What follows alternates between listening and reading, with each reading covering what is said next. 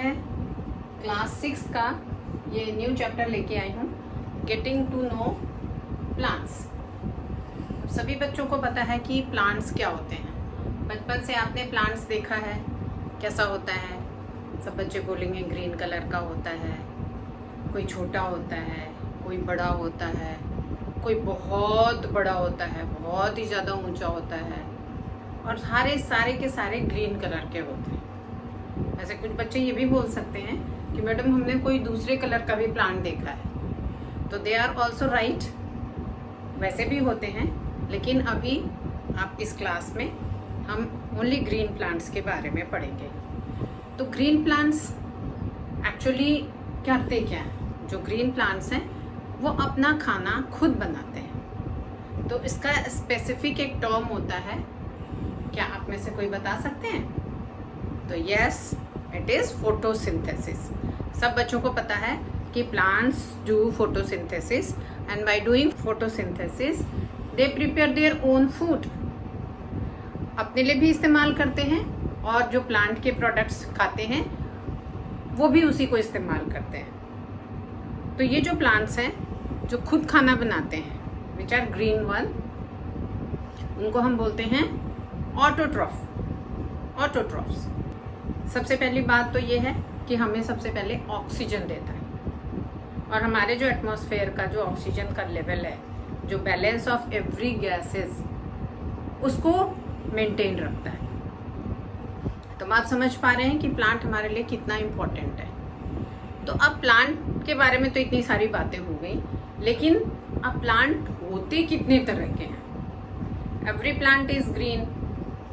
लेकिन अब हम प्लांट्स के बारे में किस तरह से क्लासिफाई करेंगे कि प्लांट कितने तरह के होते हैं? हम हाइट के अकॉर्डिंगली हम डिफरेंट प्लांट्स का नाम रखेंगे। तो देखिए, हाइट के अकॉर्डिंगली हम सबसे पहले लिखते हैं कि सबसे पहला है, हम अगर छोटा एक प्लांट बना रहे हैं, लाइक हमने बनाया एक तुलसी का पौधा, ओके, हमने एक छोटा सा प्लांट बनाया। एक और हमने प्लांट बनाया जो कि इतना छोटा नहीं है, लाइक अमरूद का पेड़ है ना, लाइक अमरूद का पेड़, guava.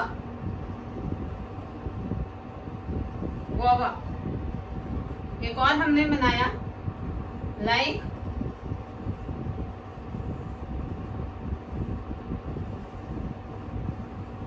What is this? You will definitely call it a tree.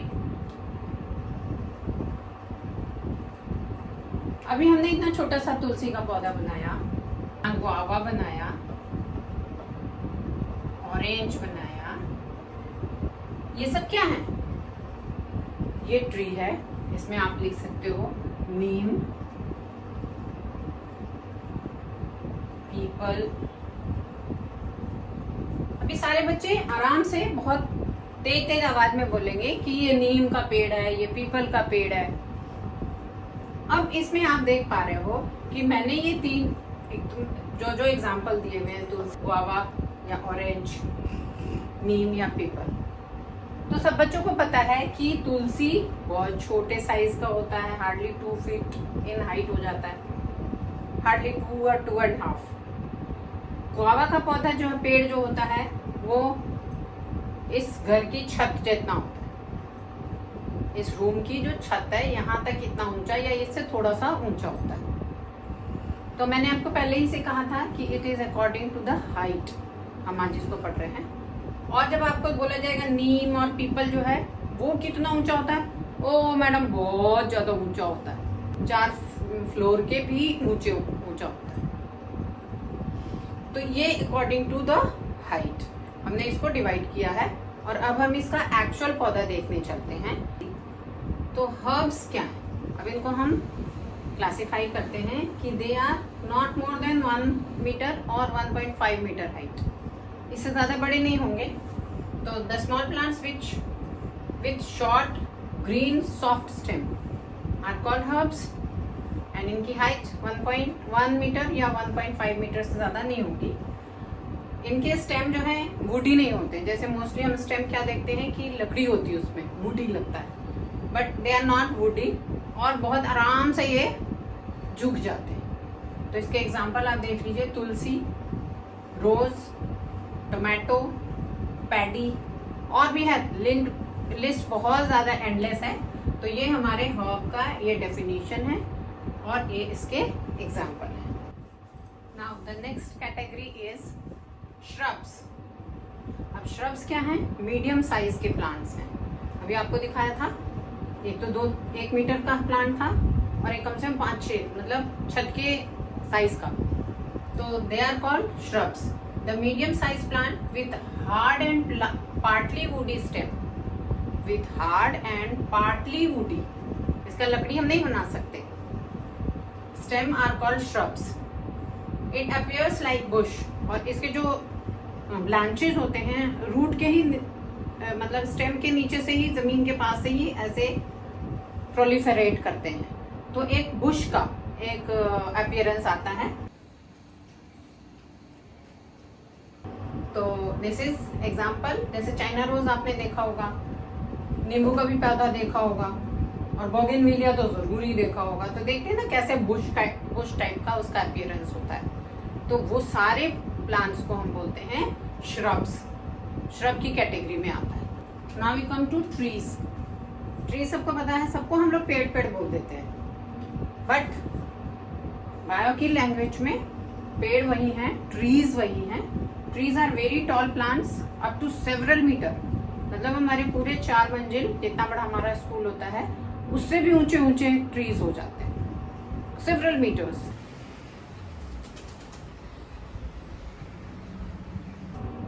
5-6 metre तो कोई चीज ही नहीं है, 50-50 मीटर्स इतने ऊंचे पेड़ हो जाते हैं, उनको ही हम बोलते हैं दे आर ट्रीज।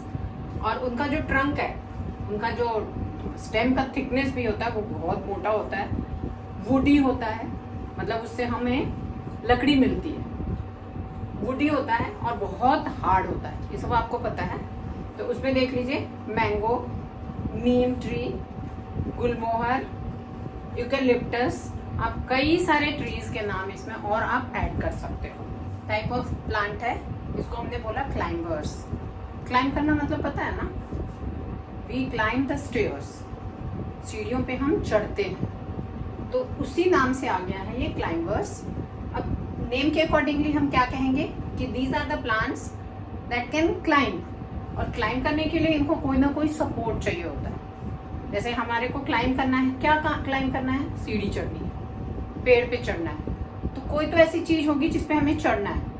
तो अकॉर्डिंगली क्लाइंबर्स ऐसे होते हैं प्लांट जिनको ग्रो करने के लिए कोई सपोर्ट चाहिए होता है। जैसे ये पी प्लांट है, हमने यहाँ लिखा हुआ है पी प्लांट। क्या करता है, इस तरह से इसके बगल बगल में किसान क्या करता है, एक सपोर्ट लगा देता है, कोई भी बांस की कोई टुकड़ी लगा देता है। तो अब ये पी प्लांट क्या करेगा कि इसके साथ साथ में बढ़ता है। तो जब जैसे जैसे ये ग्रो करता है, इसके आगे से एक टेंड्रिल निकलता है, एक ऐसा पतला सा धागे जैसी स्ट्रक्चर होता है, जो क्या करता है, ऐसे निकलने के बाद ये इसके चारों तरफ अपने आप को रोल कर लेता है। फिर ये यहाँ तक बढ़ गया, अब फिर और ये बढ़ेगा, फिर ये प्लांट बढ़ रहा है, ये भी बढ़ा है, ये और बढ़ रहा है, फिर अब इसको सपोर्ट चाहिए, फिर एक ये टेंड्रिल निकालता है और इसके चारों तरफ इस तरह से रोल रोल करके क्या करता है, फिर इसका ये सपोर्ट होता जाता है और ये पी प्लांट ग्रो करता जाता है। बहुत ज्यादा नहीं ग्रो करता है, 1-2 फीट ही ग्रो करता है, लेकिन उसको ये फिर भी सपोर्ट चाहिए, जिसको हमने बताया आपको टेंड्रिल्स। इसका नाम हम लिख सकते हैं tendrils. The next one is creeper. कुछ ऐसे प्लांट होते हैं जिनके जो स्टेम होते हैं वो बहुत वीक होते हैं और उनके पास कोई ऐसा टेंड्रिल टाइप का स्ट्रक्चर भी नहीं होता है। तो वो क्या कर सकते हैं, कुछ नहीं कर सकते, उनको जमीन पे ही ऐसे क्रीप करना पड़ता है, रेंग रेंग करके ग्रो करना पड़ता है और वो जमीन पे ही स्प्रेड आउट होते रहते हैं। जैसे कि क्रीपर्स में क्या आ गए, pumpkin, watermelon, gourd, bitter gourd, lettuce and less. Plants grow कैसे करते हैं? ऑब्वियसली आप बोलेंगे कि थ्रू रूट्स। जो भी हमें न्यूट्रिएंट डालना होता है वो हम रूट्स में ही डालते हैं, पानी डालना, खाद डालना, कुछ भी डालना, तो वो थ्रू रूट्स जाते हैं। तो अब डिफरेंट इतने बड़े बड़े प्लांट्स हैं, इतने छोटे प्लांट हैं, कुछ क्रीपर है, तो उन सब के रूट्स भी डिफरेंट होते हैं। तो अब दो तरह के रूट्स हमने यहाँ पे देखेंगे। एक होता है फाइब्रस रूट। और फाइब्रस रूट क्या होता है? फाइब्रस रूट का जो स्ट्रक्चर है, इट इज लाइक कि ये मिट्टी है, ऊपर शूट है, नीचे जो रूट्स हैं दिस इज लाइक दिस, इसी से लेटरल रूट्स निकल रही हैं। ये हो गई हमारी फाइब्रस रूट्स,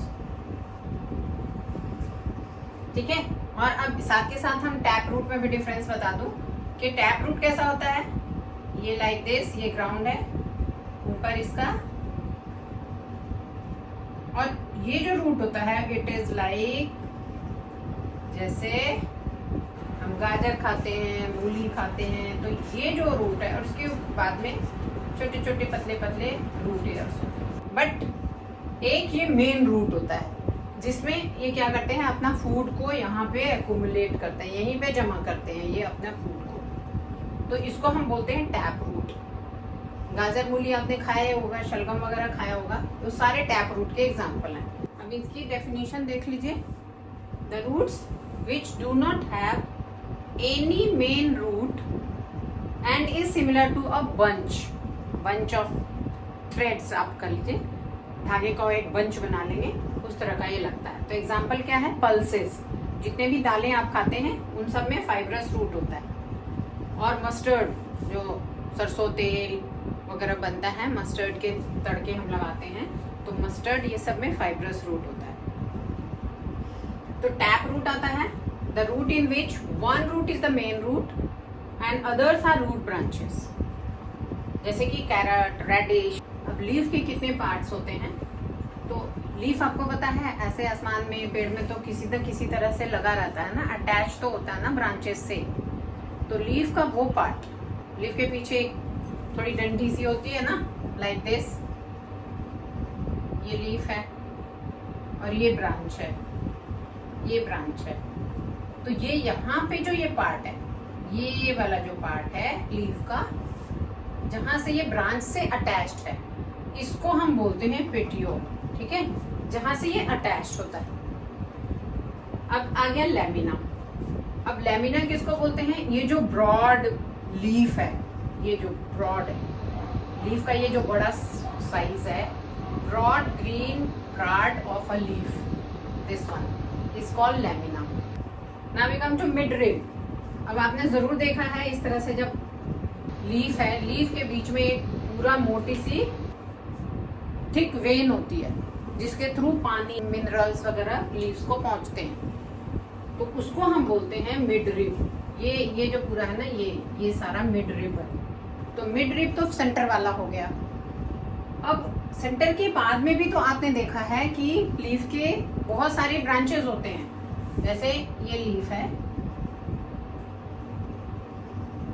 ये हमने लीफ बनाया, ये हो गया मिड रिब। अब मिड रिब के बाद भी तो ये सारे ब्रांचेस हैं इसके, लाइक दिस, है या नहीं है? तो ये सारी जो मिड रिब के बाद में जो ब्रांचेस हैं, इनको हम बोलते हैं वेन्स। अब एक पौधा ऐसा है जिसका मैंने भी आपको बना दिया, और एक और घास है, घास हमने बनाया लाइक दिस। इसमें देखो मिड रिब, इसमें भी मिड रिब है, और इसके बाद जो वेन्स हैं वो इसके साथ साथ ही चल रही हैं, इसके साथ साथ ही चल रही हैं।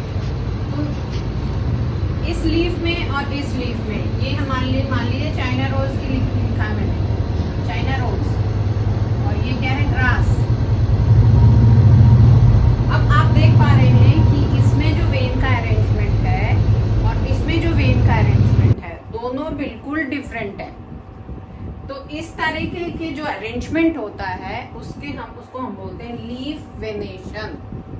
वेन का कैसा अरेंजमेंट है ये यहाँ पे शो कर रहा है। अब लीफ वेनेशन में दो तरह के वेनेशन है, रेटिकुलेट वेनेशन और एक पैरेलल वेनेशन। अभी आपको तुरंत समझ में आ गया होगा कि वेन का अरेंजमेंट कैसा है। तो इसमें वेन का अरेंजमेंट इज पैरेलल। तो इस ऐसे अरेंजमेंट को हम पैरेलल अरेंजमेंट बोलते हैं। और इस तरह का जो अरेंजमेंट है मोस्टली जो आप पौधों में देखते हैं, हिबिस्कस में, पीपल में, मैंगो में, ये सारे में ये इस तरह का जो वेनेशन है उसको हम बोलते हैं रेटिकुलेट वेनेशन।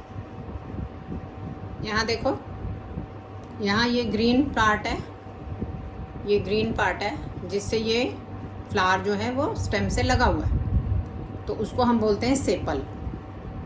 ये कलर्ड पार्ट है, 5 इसके पेटल्स हैं। ये अट्रैक्ट करने के लिए होता है किसको, इंसेक्ट्स को, टू डू द पॉलिनेशन, ठीक है। और अब इसके बीच में से ये एक स्टिक जैसी चीज़ है, और स्टिक के ऊपर यहाँ देखिए, यहाँ येलो येलो कुछ लगा हुआ है, और उसके ऊपर ये 5 बेस से बने हुए हैं।